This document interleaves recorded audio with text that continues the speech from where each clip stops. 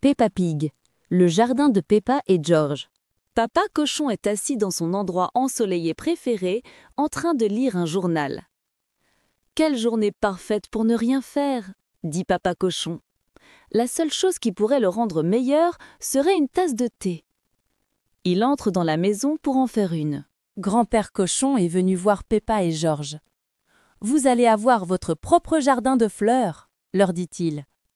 Peppa et George sont très excités. « Nous avons besoin d'un bel endroit ensoleillé pour planter vos graines », dit Grand-père Cochon. Grand-père Cochon trouve l'endroit parfait au soleil et commence à creuser le jardin de Peppa et George. Quand le jardin est prêt, Peppa et George vont planter leurs graines. « Oh, à l'aide, Papa Cochon, qu'est-ce qui se passe ? Nous faisons un jardin de fleurs ?» dit Peppa. « Mais c'est là que je m'assois dans mon fauteuil et lis mon journal !» crie Papa Cochon. « Les fleurs sont plus importantes que les chaises et les journaux !» dit Peppa. « Il est temps de semer les graines. »« Regarde, papa !» crie Peppa. Peppa a beaucoup de graines de fleurs.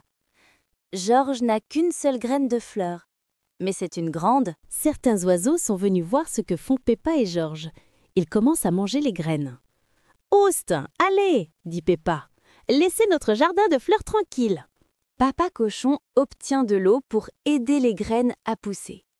Dès qu'il voit Papa Cochon, les oiseaux s'envolent. « Papa a effrayé les oiseaux !» acclame Peppa.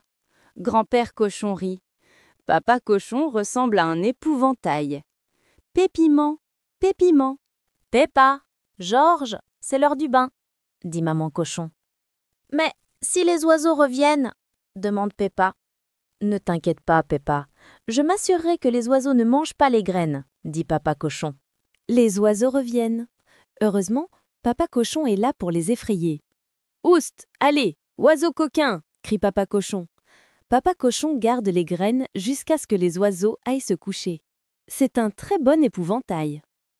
Pépiment, Pépiment ! Une semaine plus tard. « Peppa, George, venez voir !» appelle Papa Cochon. « Les graines ont poussé, » dit Peppa. « Mes fleurs sont si jolies. »« Et la plante de George est très grande, » dit Papa Cochon.